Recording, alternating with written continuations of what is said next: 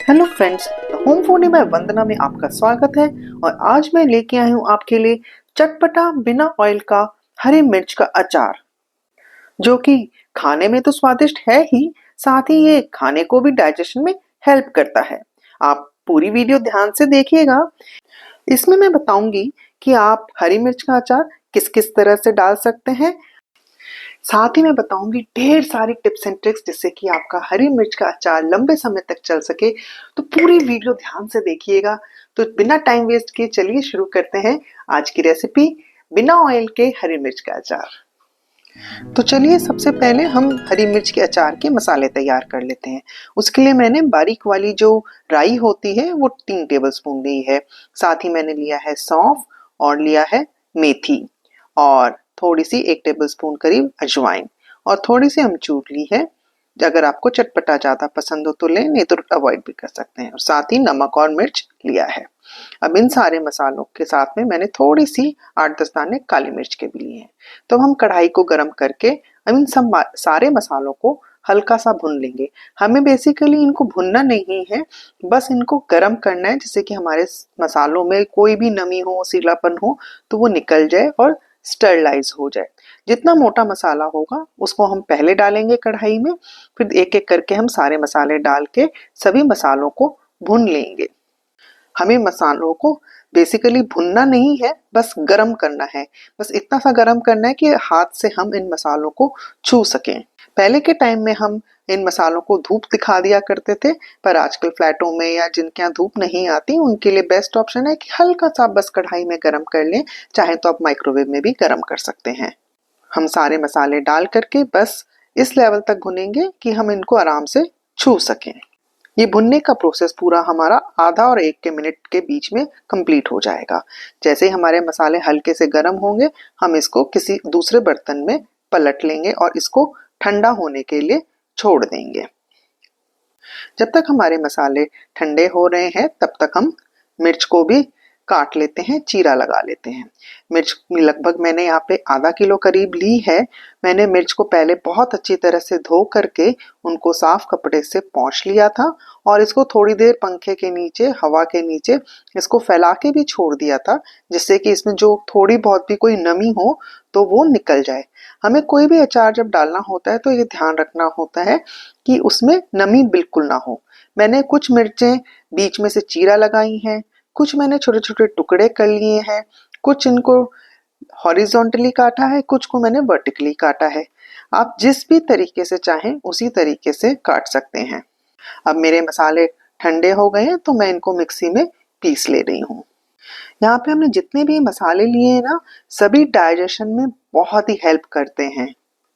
हमें इन मसालों को बिल्कुल फाइन पीस लेना है, आप देख सकते हैं। बस अब इसको पीसने के बाद में इसको मैं एक कंटेनर में, एक बर्तन में खाली कर लूंगी राई को, जो हमने पीस ली थी, छोटी वाली जो राई पीसी थी। अब साथ ही हम इसमें नमक मिला लेंगे। नमक अपने टेस्ट के अकॉर्डिंग भी ले सकते हैं, पर अचारों में नमक थोड़ा हम तेज की तरफ रखते हैं, जिससे कि जो नमक है वो प्रिजर्वेटिव का काम करता है। अब यहाँ पे मैंने अमचूर पाउडर डाला है, उससे बहुत ही बढ़िया चटपटा टेस्ट आता है अचार में।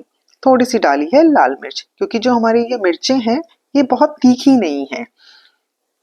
अब इस सारे मसाले को हम अच्छी तरह से मिक्स कर लेंगे। बहुत ही आसान सी रेसिपी है ये मसाला जो है आप पूरा बना लें। अगर आपको लग रहा हो कि ये मसाला आपसे ज़्यादा बन गया है और पूरा कंज्यूम नहीं हुआ है अचार में, तो आप इसको उठा करके रख दें और बाद में जब दोबारा अचार डालें तब भी यूज़ कर सकते हैं। यहाँ पे मैंने लगभग 4-5 नींबू लिए हैं और इनका रस निकाल ले रही हूँ। जो हमने मसाला मिक्स बनाया था उसमें नींबू का रस डाल देंगे। हम नींबू का रस थोड़ा थोड़ा करके डालेंगे, क्योंकि हमें रस इतना ही डालना है कि हमारे मसाले में एक मॉइस्चर आ जाए, जिससे कि हम इन मसाले को जब मिर्च में भरें तो भरने में आसानी हो जाए।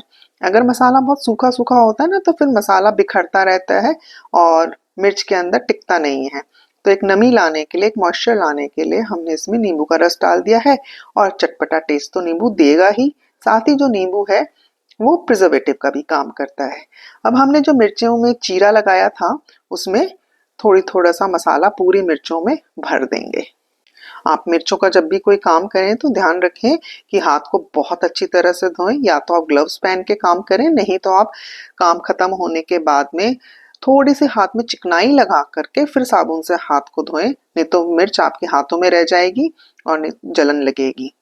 तो बस इस तरीके से हम सारी मिर्चों में थोड़ा थोड़ा सा मसाला भर लेंगे। ये तो हुई भरवा मिर्च की स्टाइल।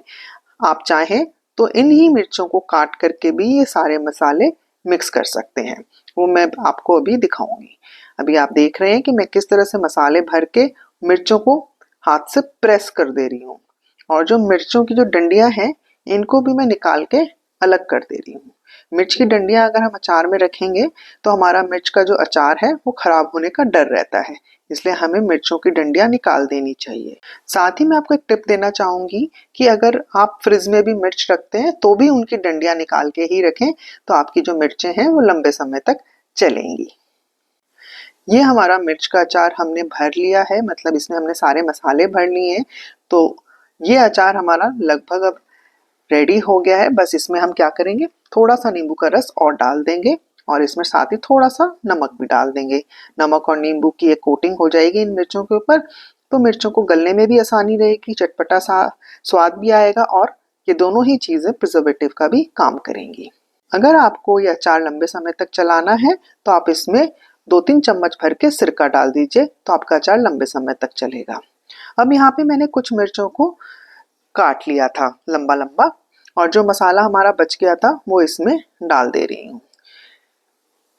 वैसे ये मसाला ज़्यादा है, चाहे तो ये मसाला बचा भी सकते थे और इसको बाद में किसी और चीज़ में यूज़ कर सकते थे, पर चूंकि यहाँ पे मैंने इस मसाले में नींबू मिला दिया है तो मुझे लगा कि इसको मैं मिक्स कर देती हूँ। बाद में मिर्चें बढ़ानी होगी तो इसमें मिर्चें और बढ़ा दूंगी, और इसमें मैंने नींबू का रस और डाल दिया है। अब इस सारी मिर्चों को, मसालों को, नींबू के रस को बहुत अच्छी तरह से मिक्स कर लेंगे। जब भी आप अचार बनाएं तो इस बात का ज़रूर ध्यान रखें कि एक तो जिस बर्तन में हम बना रहे हैं वो बर्तन बिल्कुल साफ होने चाहिए। जब भी हम मिर्च को धो करके पहुँचें तो कपड़ा साफ होना चाहिए। जब हम मिर्चों को स्टोर करें तो जो कंटेनर है वो भी साफ और सूखा होना चाहिए। अब आप 3 दिन बाद में आप देख सकते हैं कि मेरे मिर्चों का रंग भी चेंज हो गया है और वो थोड़ी सॉफ्ट भी हो गई हैं। अब जो कंटेनर जिसमें हम पलट रहे हैं वो कंटेनर एक तो मेटल का नहीं होना चाहिए और प्लास्टिक का भी अवॉइड करें, तो मैंने यहाँ पे कांच की बरनी ली है, वो बेस्ट रहती है। और अचार डालने के बाद में अचार को रोज थोड़ा थोड़ा सा हिलाएं। अचार को स्टैग्नेंट नहीं होना चाहिए। ये जो रस है अचार का ये बहुत इंपॉर्टेंट होता है, इसी रस की वजह से हमारा अचार लंबे समय तक टिकता है। इसी स्टेज पे आप चाहें तो इसमें सरसों का तेल भी डाल सकते हैं, या फिर नींबू का रस भी और ऐड कर सकते हैं। नींबू के रस से या तेल से इसकी शेल्फ लाइफ बढ़ जाएगी अचार की।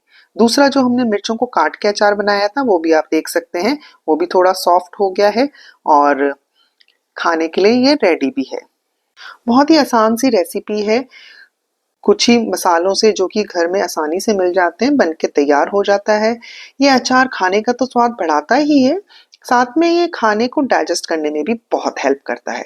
तो आप भी ये अचार बनाइएगा और मुझे बताइएगा कि आपका इस अचार को बनाने में एक्सपीरियंस कैसा रहा, और साथ ही मुझे ये भी बताइएगा कि आप मिर्च का अचार और किस किस तरीके से बनाते हैं। अगर आपको मेरी ये रेसिपी अच्छी लगी हो तो एक लाइक कीजिएगा। अगर आप मेरे channel the home foodie by Vandana पे नए हैं तो प्लीज मेरे चैनल को सब्सक्राइब भी कीजिएगा।